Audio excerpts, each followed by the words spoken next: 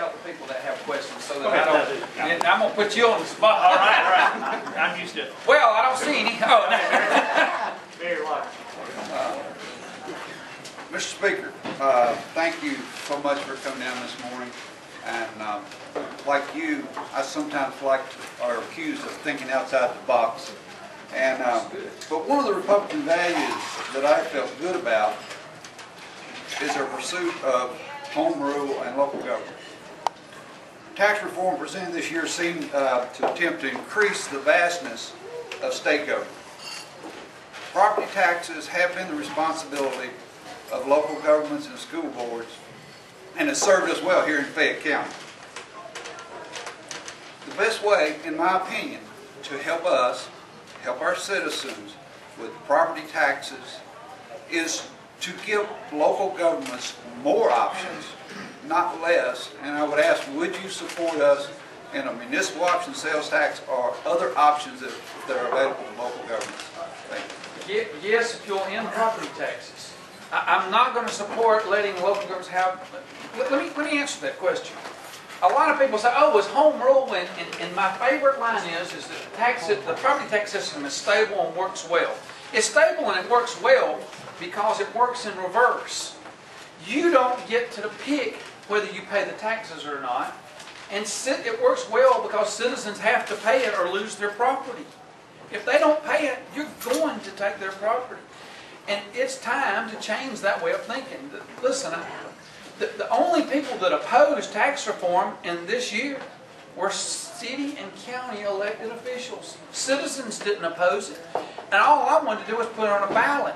But the Georgia Municipal Association and the Association of County Attorneys, County Commissioners of Georgia, the county commissioners and the city councils and mayors overwhelmingly opposed you voting on this proposal.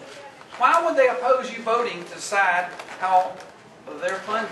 Because they knew what you were going to do. And so the answer is, the best home rule is to let citizens vote. Will I support sales taxes? Absolutely. That's what I wanted to do. I believe the best tax is one that reflects how much money you have and how much you spend. Is called consumption. It's a modified version of the fair tax. But your house doesn't consume anything. Your house is sitting there as a static accumulation of wealth.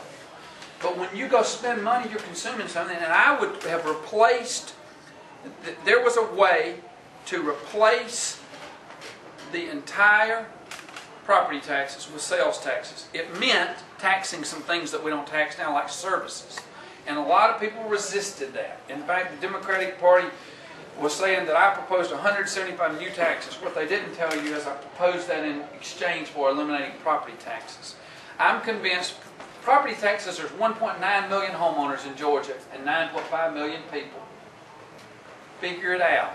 Who's paying the lion's share to educate Georgia's children and the services? The homeowners of Georgia. I know there's a few more than the 1.9 million people that live there, but only about half of the people are paying direct property taxes.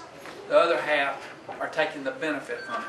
Put a sales tax in place, you'd raise your revenue at a lower rate by taxing more services, and you could end property taxes. It could be done. It can be done.